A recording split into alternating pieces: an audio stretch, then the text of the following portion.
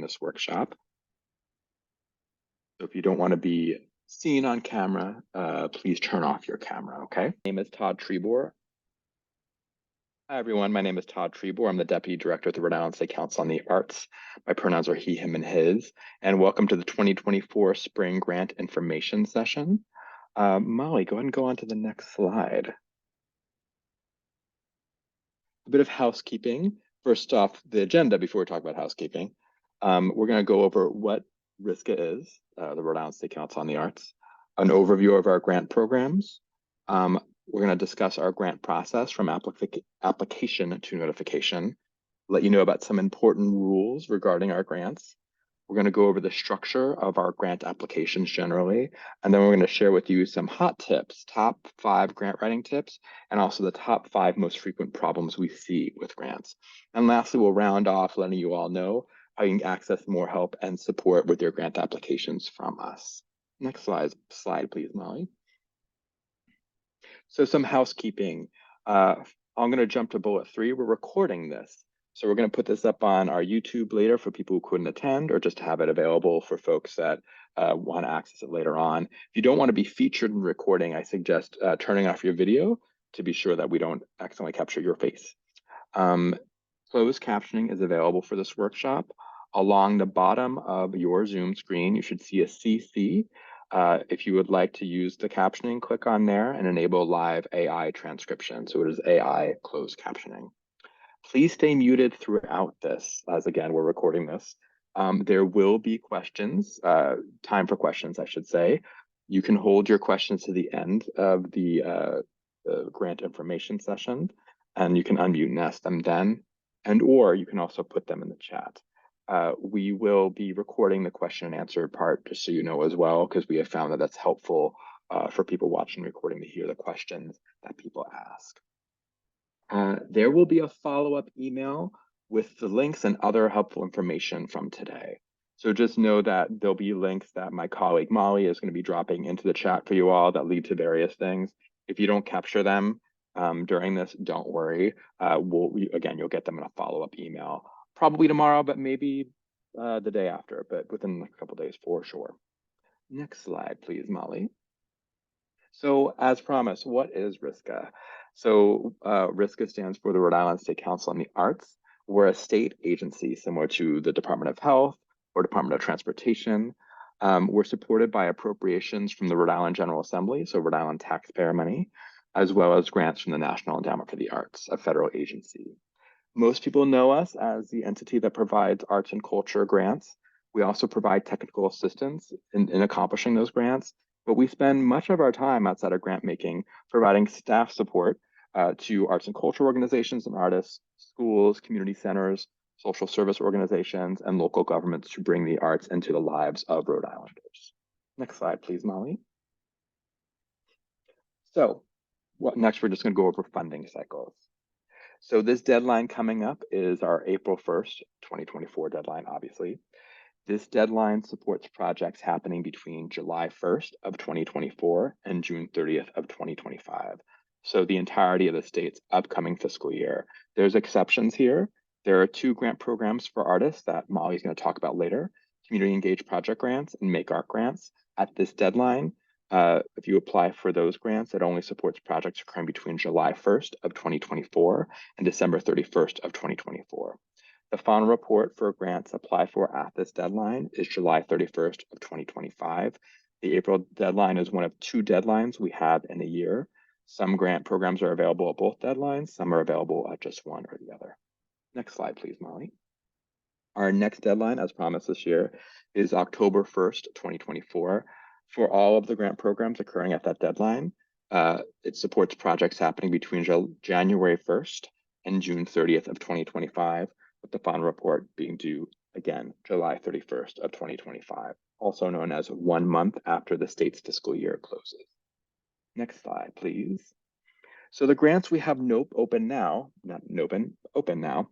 at this deadline are our Folk and Traditional Arts Fellowship, our Folk and Traditional Arts Apprenticeship, our Make Art Grant, our Community Engaged Project Grant, our Project Grants for Organizations, our Arts and Health Grant, our Project Grant in Education, and General Hopping Support for Organizations. Next slide, please. Thank you, Molly. This is the glorious and beautiful and wonderful RISCA grant staff that you see before you on this slide.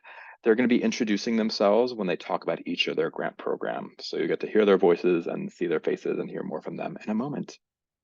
Next slide, please, Molly.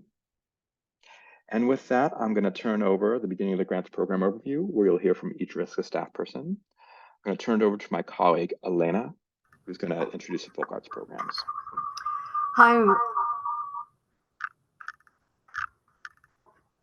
my name is Elena Calderon Patiño, she, her, hers. I'm the Arts and Cultural Sustainability Program Director.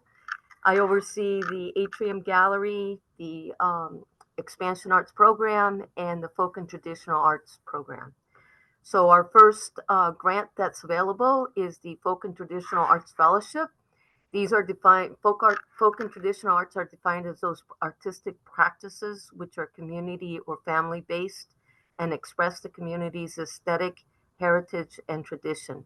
It provides support to individual folk and traditional artists who demonstrate the highest level of skill and accomplishment in their craft. There are 2 awards available per year, one for $7,000 and one for $3,000. Next slide, please. The Folk and Traditional Arts Fellowships, they're open to Rhode Island residents. You're ineligible if you received this grant last year, and all potential applicants must contact me ahead of the deadline. Next grant slide. Next slide, please. There we go. We have 2 examples of folk arts fellowship, and I've provided 2 examples, one of performing and one of someone actually making things. And this is from the artist Alan Hazard in his own words. In the old days, when there were no European influence, there was much more respect for things around us. We lived as one with everything that was alive, the trees, the great waters, the ocean, and all the animals. We felt that it was an honor. We felt that to honor them in their lives was to guarantee a continuation of life all around. So comes the circle of life. The best way to show respect to the quahog was to take the beauty of the shell and make it into bracelets, necklaces, and also bits to wear bits of it in our regalia. So this is wampum artist. Wampum is to the Eastern nations still sacred, and we try and use it in the same way our ancestors did years ago. Next example is of a performing artist, Leslie Pinero. She's an experienced dancer and teacher of 5 regional Bolivian folkloric dancers for over 31 years. She's also the president of the Bolivian American Arts Association. The 5 folkloric dances are the capoeiras, the tincus, the minonera, tobas, and taquirini. She has taught over 150 students in Rhode Island the history and significance of these dance steps, the music, and the costume attire of these folkloric dances. Tinku is a Bolivian Amara tradition, and it began as a form of ritualistic combat. In the Quechua language, it means meeting encounter. During this ritual, men and women from different communities will meet and begin the festivities by dancing. Next slide. We also have the Folk and Traditional Arts Apprenticeship Grant Program, and these are designed to foster the sharing of traditional folk artistic skills between a mentor and an apprentice who are already familiar with the genre. This provides support to individual folk and traditional mentor artists and apprentices who share a common cultural heritage. And the award amount is up to $7,000. These are open, the folk art apprenticeships are open to folk and traditional artists who are Rhode Island residents, and you're ineligible if you receive this grant 3 years in a row. And of course, all potential applicants um, need to contact me ahead of the deadline. An example of a folk art apprenticeship is Russian-born Marina Eklova, who has 25 years experience and expertise in traditional painting techniques needed to paint the Russian nesting doll Matryoshkova. She learned these techniques at one of Russia's most prestigious art academies, Mukhnina Academy of Fine Arts in St. Petersburg, and by studying under several renowned Russian folk artists. In her own words, she says the following: "My goal is to share my knowledge and skills with my apprentice, utilizing a structured approach to help them create master Russian folk art techniques and enable them to create their own beautiful Russian nesting dolls. As part of the process, the apprentice will also learn about the history, the symbolic significance of painting techniques which were developed by traditional Russian artists centuries ago."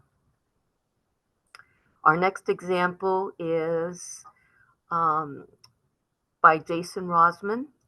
And in his own words, he describes his traditional art as a steel pan drum, a tuned percussion musical instrument that was created during the 1920s in Trinidad Tobago by my grandfather and his generation.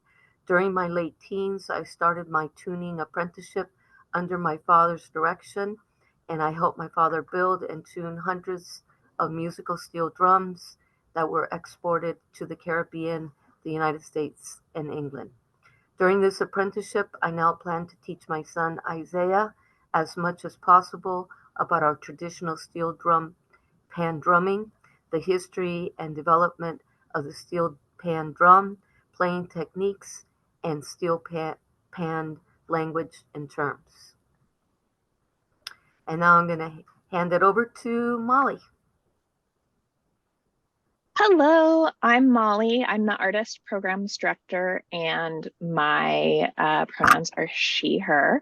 And I'm going to talk to you about a couple of grants. So the first one up is the Make Art Grant, which is up to $3,000 for artists to create or continue specific artwork in any discipline. And the project has to have specific goals, so it can't just support your art practice in general. And it has to be something like you're going to create 4 paintings around a specific theme or something that's a specific self-contained project. It's open to individuals and groups of artists working outside of institutional support and structures, and you must be a Rhode Island resident. And the first example is Slow Home, a home that takes time to build, exploring the decolonial potential of toys as cultural artifacts. Kazakh diasporic designer, educator Aisha Jandova developed a working prototype of Slow Home. This do-it-yourself miniature yurt kit takes kids aged 5 to 8 and their families on a slow journey into or a slow return home to the indigenous practices and knowledges of the Central Asian nomadic people. Another example is Nuance Series Part 1, Project 1, the first in the Nuance series. This project interrogates the paradox of Blackness as a commodity in art and fashion through the construction of wearable sculptures. Working outside of commercial contexts, I will explore clothing as a tool to world build, generate discourse with other BIPOC creatives around Black and queer futures, and confront the problematic commodification of our identities. That artist is Jamal Osterholm. The next grant that I'm going to talk about is the Community Engaged Project Grant, which is also up to $3,000 for arts and culture projects that directly and actively engage non and new artists. These projects should be interactive and include making or learning about art for a general public or a specific Rhode Island community. Again, these grants are open to individuals and groups of artists working outside of institutional support and structures, and you must be a Rhode Island resident. And as example project here is Karen Eisenberg and early childhood music classes. She led a series of early childhood music classes for children ages 0 to 5 years and their adults at 3 community libraries of Providence branches. And then the other example is the community engaged, is the Atlantic Mills Community Photogram Project. A bunch of collaborators who worked in a bunch of different disciplines organized 4 free workshops on photograms, which is a beginner-friendly cameraless method of making photographic prints. The workshops took place in a darkroom that they built in Atlantic Mills throughout the fall, and all participants dynamically engaged and experimented with a rarefied art form of darkroom photography. And here you see an example of one of the participants' photograms. And now I'm going to turn it over back to Todd to talk about project grants for organizations. Hello, everyone. So our Project Grants for Organizations program is kind of a sibling to our Community Engaged Project Grant program, but for organizations instead of individuals. This program provides grants of up to $3,000 for publicly engaged arts and cultural programs that contribute to the vitality of our communities, the economy of our state, the arts education of Rhode Islanders, and our quality of life. So very broad in scope in terms of what it funds. It funds things anywhere. Oops, thank you, Molly. It's open to nonprofits that are registered in the state of Rhode Island or groups that are fiscally sponsored by a nonprofit. Next slide, please. So what's supported in this program are programs that have thousands of people attend and programs that focus on maybe a smaller group of individuals, with the idea that engagement can look a lot of different ways, depending on the nature of the program that you're doing and how it might be relevant or important to a given community. One example, in terms of one that is a program that has thousands of people attend, is Rhode Island Cape Verdean Heritage Subcommittee's Cape Verdean Independence Festival, which at the time in which they applied drew over 8,000 people. The festival activities include cultural exhibits, children's amusements, ethnic food, and music from both local and international Cape Verdean performers. Next slide, please, Molly. On the other end of the spectrum is a program that engages a smaller group of people, which is the Tenderloin Opera Company. The Tenderloin Opera Company has received project grants for organizations in the past. They are a homeless advocacy music and theater group whose members include currently and formerly homeless people and homeless advocates. Through weekly meetings and monthly performances, Tenderloin Opera Company created an opera featuring the stories of local homelessness. Next slide, please. I'm going to turn over to my colleague, Anissa. Hi, I'm Anissa Raouf. My pronouns are she and her. I'm the grants program manager. I support the other program directors in their work, and I also run the Arts and Health grant, which I'm going to talk about now. This grant supports up to $9,000 in funding to support non-clinical art programs and artist residences in health-based or community spaces with an intended health or public health benefit. It requires consultation with a health professional and/or subject matter expert. This is open to nonprofit organizations based in Rhode Island or groups that are fiscally sponsored. This may include health-based, social service, faith-based, community-based, or arts and cultural organizations. One example of one of the funded projects is from Butler Hospital, a hospital self-portrait of mental health and belonging. Butler Hospital patients and staff created self-portraits that were displayed in the hospital lobby as a community self-portrait. The written prompt that participants responded to with their portraits: how do you wish to be seen as part of the hospital community? And a detail of the art that you see on the left, one of the patients said, "Depression does not define me. I am beautiful, strong, resilient, a survivor, and a bad witch. Never doubt my beautiful mind. I will never give up, and I've learned to ask for help." Next slide. Another example is from the Haiti Ida Chafee Center Intergenerational Arts Program. And this project offers experiential movement and theatrical workshop for senior staff and families, community members, and Brown undergraduate and medical students. The workshop includes all elements of a traditional dance class, including warm-ups, dance combinations, improvisation, role-playing, and performance opportunities. And pictured here is one of the artists, Rachel Balaban, and it also included Barry Marshall and Laura Bennett. And now I'm going to turn it over to my colleague Seamus to talk about education grants. Hi, everybody. My name is Seamus Hames, and I am the Art Education Program Director here for Rhode Island State Council of the Arts. And my pronouns are he, him, and his. This is my second week on the job, so I'm happy to be here to be able to help you guys and discuss the grant program that I am mostly in charge of, the Project Grants in Education. And these grants are up to $10,000 for projects that engage students in rich and meaningful artistic experiences in dedicated learning environments. Next slide, please. And they are open to nonprofit organizations that are registered in the state of Rhode Island, or groups that are fiscally sponsored by a nonprofit, units of government, or individuals, teaching artists partnering with a classroom teacher. Some examples of this include what you're seeing here is from the Blackstone Valley Prevention Coalition. In this case, 10 fifth grade students from Pawtucket Public Schools work with professional poets to create and perform their own poems on World No Tobacco Day. And the teaching artists here are Demont Combs and Christopher Johnson. And second example here we have is from the Boys and Girls Club of Warwick.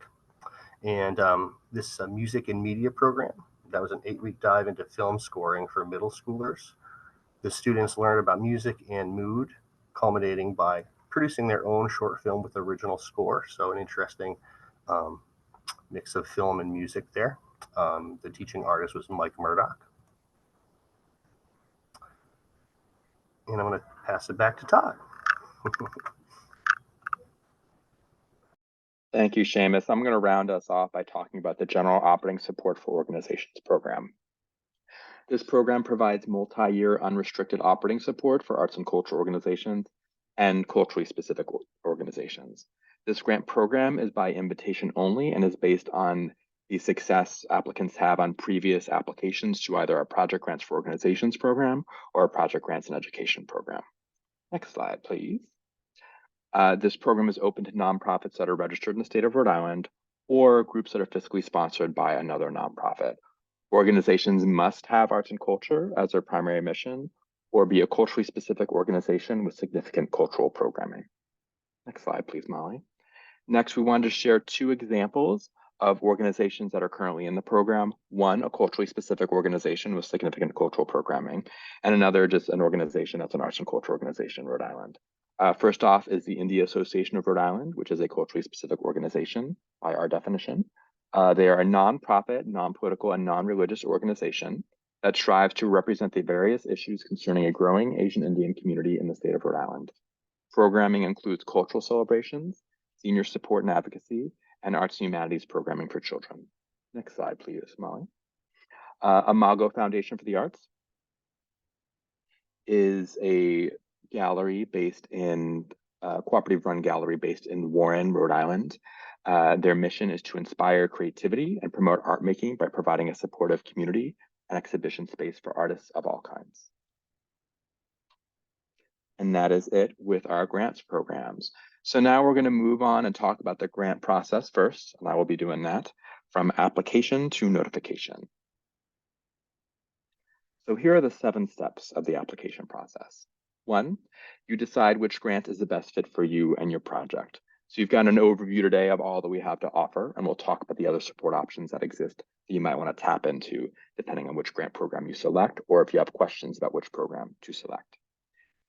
Step 2, you're going to want to carefully read the grant guidelines for the program you're applying to. Step 3, you're going to create a profile on Fondant, which is RISCA's online grant system.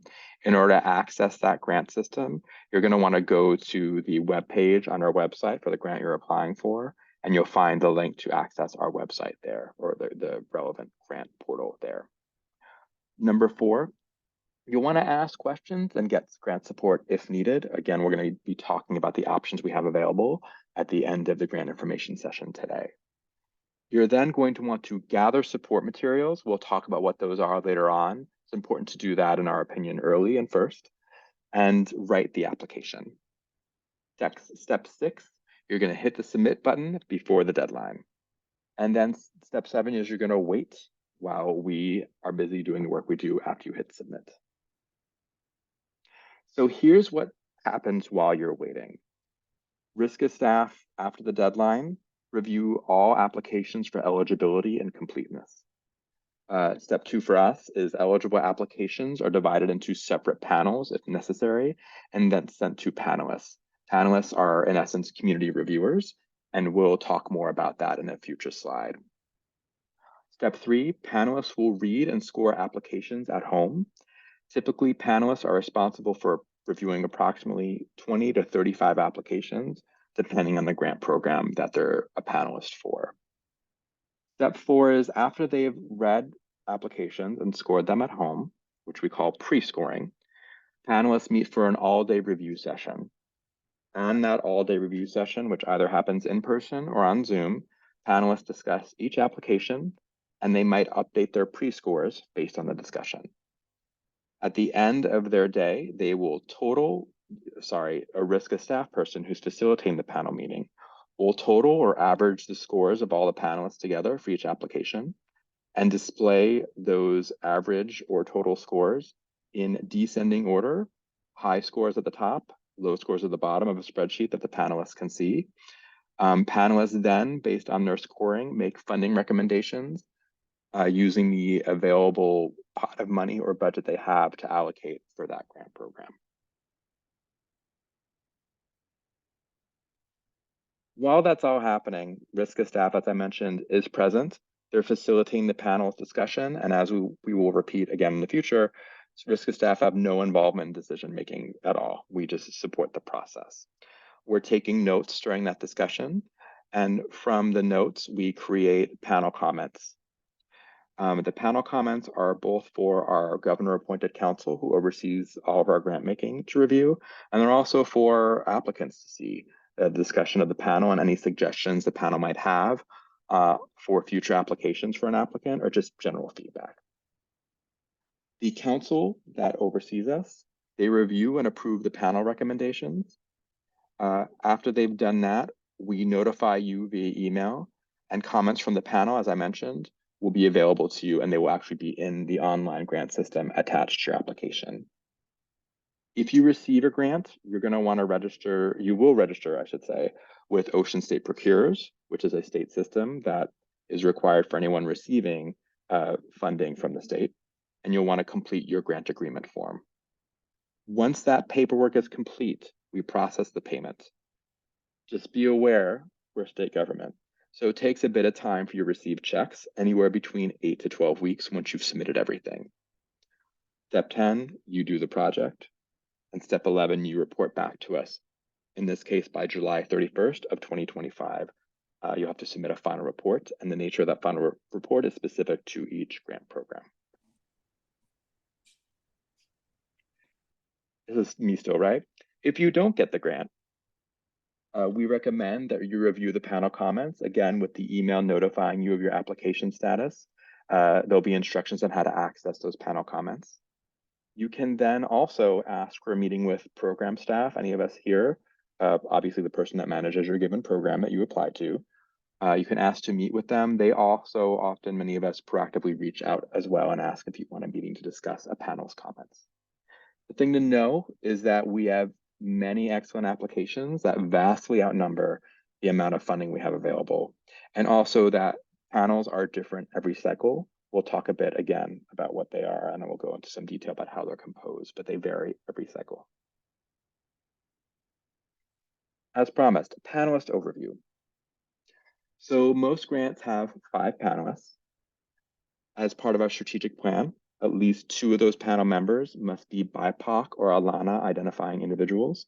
So Black, Indigenous, or person of color, or African, Latin American, Asian American, and Native American, or Arab identifying. We use both terms at the agency.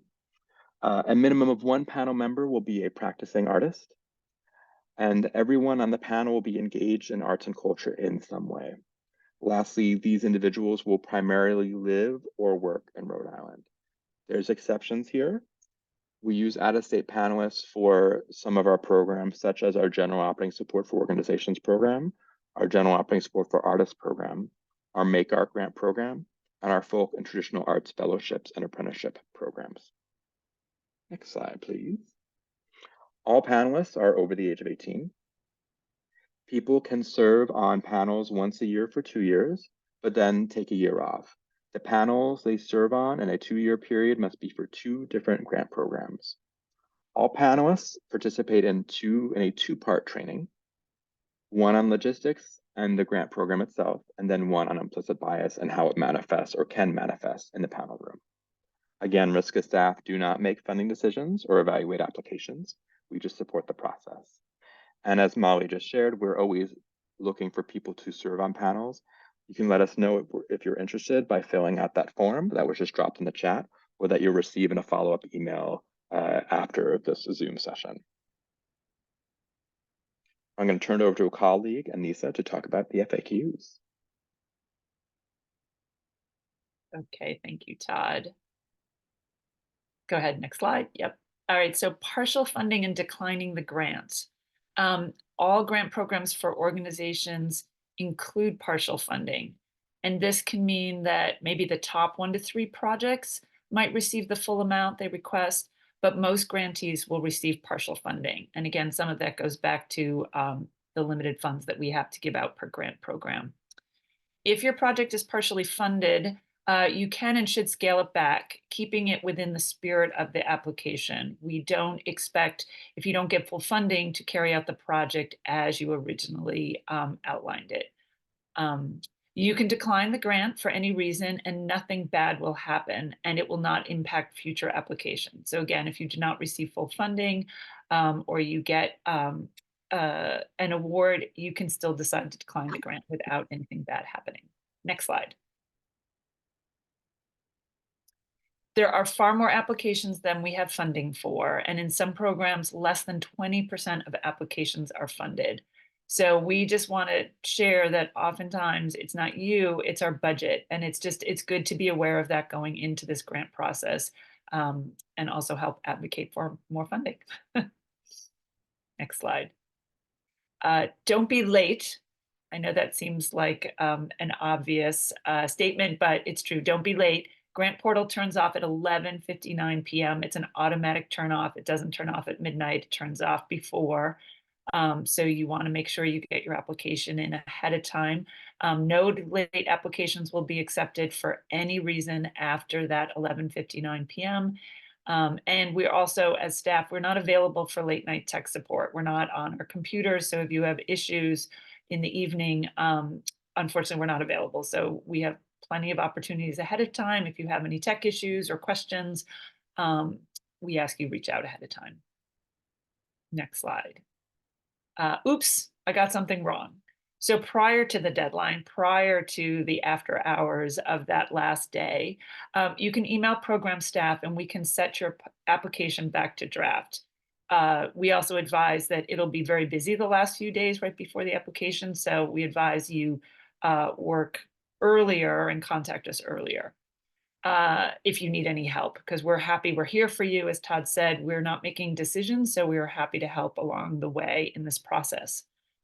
After the deadline, we will contact you if there's something small that needs to be fixed. If there was an issue with an upload or a glitch, we can help you and contact you about that. But we will not allow any substantive changes to your application. Nothing can be made after the deadline, like you want to write something in the narrative or make a change. That's just not allowed. And if your application is not eligible, or if we have if your application is not eligible, or if we have questions, we will contact you via email. We'll be very busy after the deadline, so we'll reach out to you if we have questions. Rubrics. Every grant program has an evaluation rubric. It's listed in the guidelines and on the website. And these rubrics is what the panel uses to score the applications. And we suggest that you read them thoroughly because that is what is being used to score your application. So you want to respond based on the rubric for your grant that you're applying to. They're very important. And as I said, they're available on the program page of the RISCA website or in your guidelines. And now I'm going to pass it off to Seamus. That'd be me, yes. Okay, great. Hi. We go over the application structure here a little bit. So essentially, there's a couple main sections. The first one are eligibility questions, including organization or personal information, basically the information of the entity that is applying for the grant. Second main section is the narrative questions. That's where you're going to put the bulk of the information about your project in.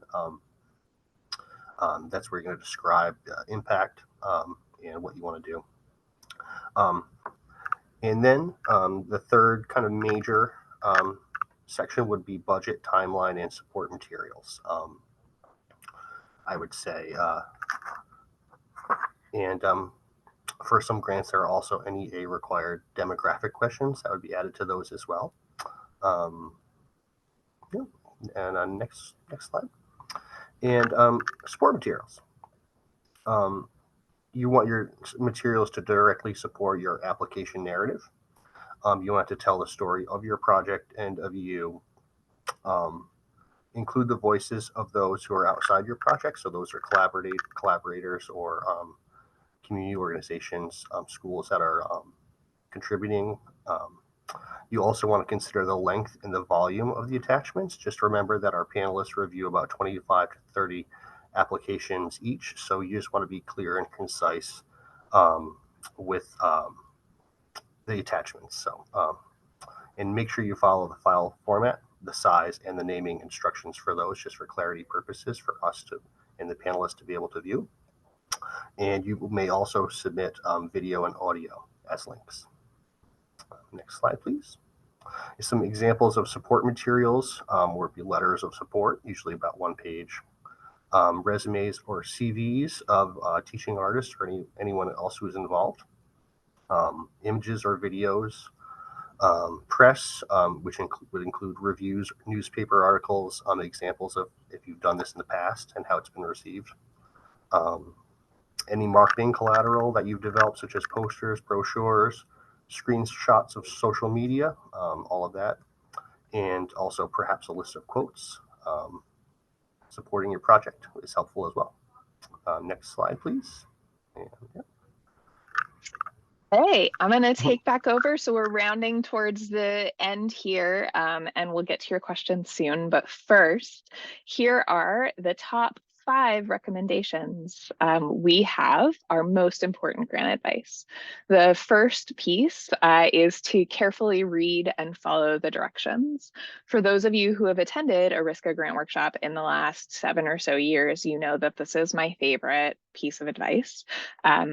When I first started at RISCA, I was sort of shocked by the amount of applications I saw where the directions were not carefully read and followed. It was about 50% of applications had some problem. So I was like, all right, this is because I'm supporting artists who are not professional grant writers. So I talked to a bunch of other funders. And 50% is actually pretty standard for grant applications to have something a little bit wrong. And that can vary. We'll get to the most common problems on the next slide, but can vary from things as small as like clicking the wrong button to things as large as applying in the wrong grant program. So if you carefully read and follow the directions, you're already better off than 50% of the other applicants. So that's the most important piece of advice. Everything else is gravy, but we also recommend that you think about who is reading these applications. Reminder that they're your peers, they're artists, they're arts administrators, they're not academics, they're people who already believe in the power and importance of arts and culture and in the importance of paying artists and arts administrators for their time. So they're already on that page. Do remember that our panels are only 5 people, sometimes only 3. So if you have a really specific art discipline, it's likely that there won't be a, person who also makes lithographs on the panel. There might be, but there might not be. So make sure you're talking to a more general arts audience. We encourage you to make sure our application is telling a unified story and the big picture is clear.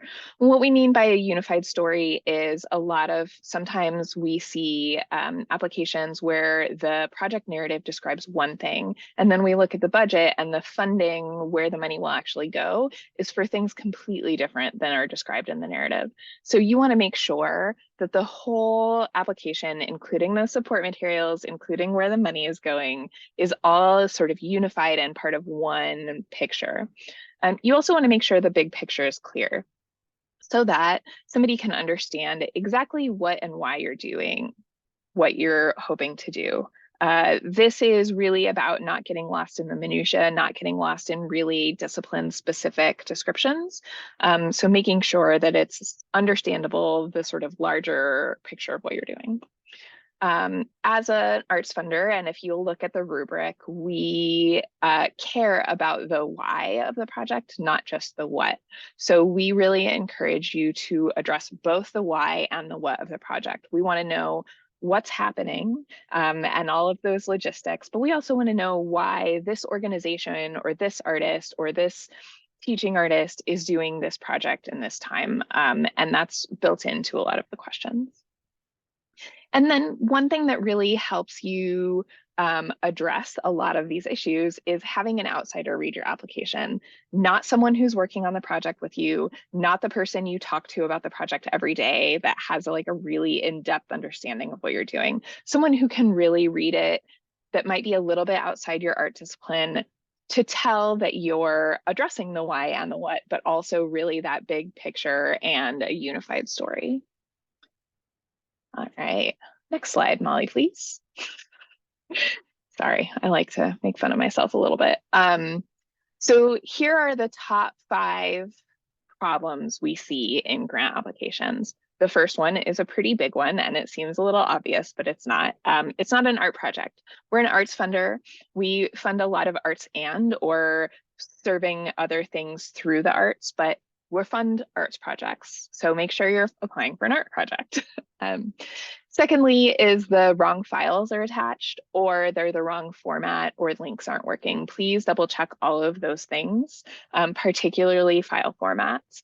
Our online grant system just straight up does not read or understand things like pages or numbers, and we won't be able to download them or translate them at all. You have to use the right file format. The third one is you applied in the wrong grant program. Maybe you're an organization and you accidentally applied for a community engaged project grant instead of a PGO. So really be looking at the grant summaries and the eligibility criteria. Then support materials are an afterthought rather than central to the application. Again, in the arts, we want to see some things, right? The panelists are going to want to see the art making, see the participants. So the support materials are a really good way to tell the story of your project, of your organization, of yourself as an artist. They should be central to the application and they should be directly related to the project or the narrative. Again, as Seamus mentioned, clarity and brevity is great, but you want to make sure there's enough information there for folks to get a sense of your entity and your project. And then finally, answers to the narrative questions that are only one sentence and don't directly address the question. In all of the grant programs, the application questions are directly related to the rubric criteria and they're pretty carefully phrased. So if you look at what those questions are asking and directly answer them, you'll be pretty good, on a pretty good track. So make sure you're really thinking carefully, not just writing off a one sentence answer, and make sure you're answering the question directly. More help. I think this is me.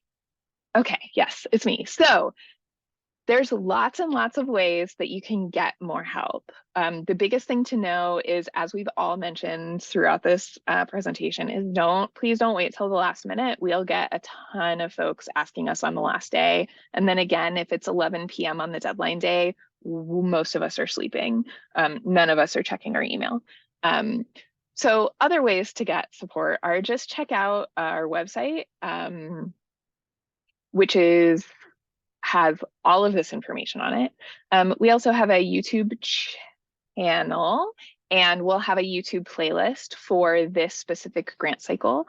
That playlist will be in the follow-up email tomorrow, and it will include, or tomorrow or Friday, whenever it comes, but soon, it will include, that YouTube playlist will include a recording of this, but it also has past application walkthroughs. It has a how to fill out the RISCA budget video and other helpful things, and will be updated throughout the grant cycle as we record new versions of the walkthroughs and webinars.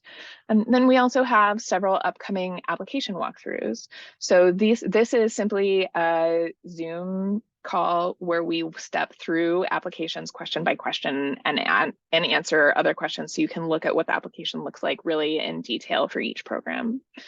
We also have drop-in office hours on Zoom on April 1st and on Friday, March 29th, I believe is the date of that, the last 2 business days before the application is due. And these are just a couple of hours where one of RISCA staff members will be just sitting in a Zoom room for a couple of hours. You can drop in and out as you need to ask your last minute questions. We also are all available for one-on-one meetings, you can sign up either by email, or some of us use a Calendly scheduling view. And I'm going to drop this in the chat now. And the link that I just dropped in the chat has links to all of those things, to the grant workshops, to the application walkthroughs, and how to sign up for one-on-one meetings. You can also email us, and we can answer some questions by email or direct you to more in-depth support.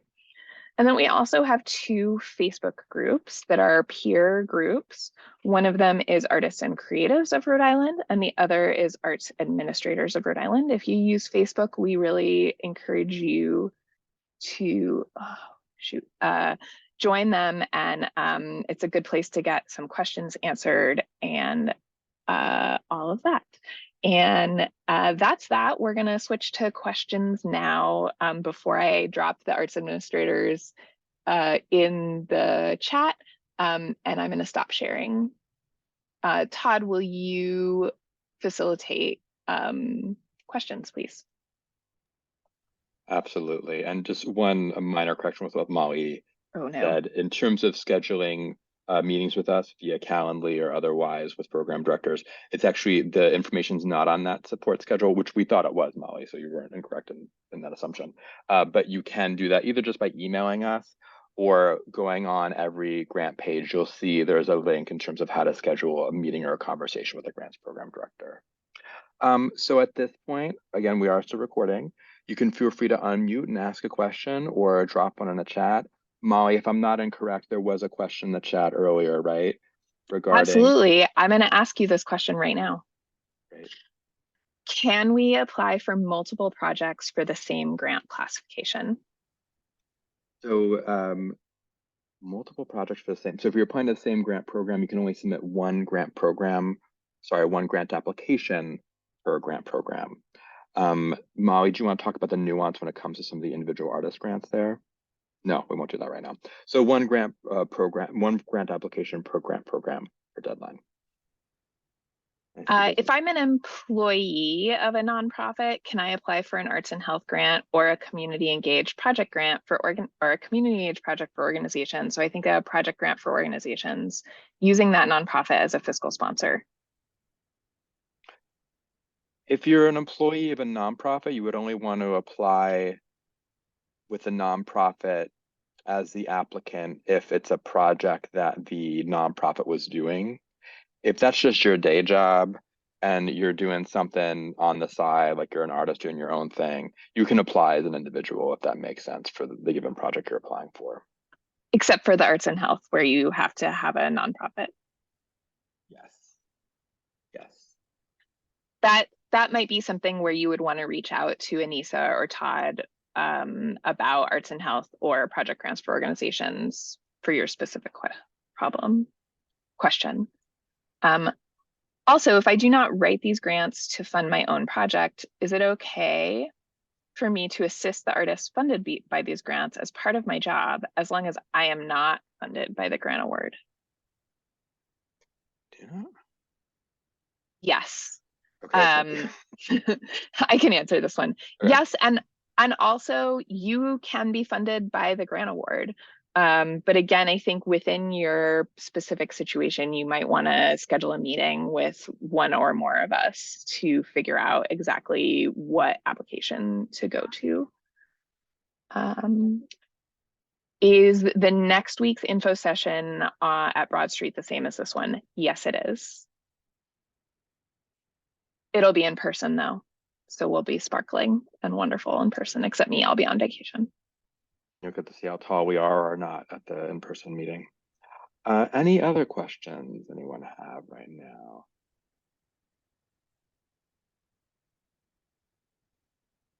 Great, and as Catherine said, you all are welcome to reach out to us to schedule meetings. Early bird gets the worm, so suggest scheduling those now, whether or not they happen in the super near. I'll give it just one more minute in case someone is thinking. All right. Thank you, everyone, for joining us today. You will again receive an email follow-up in the next couple of days with all the links that Molly dropped into the chat from today, as well as some additional ones. So thank you for joining us and have a great rest of your day.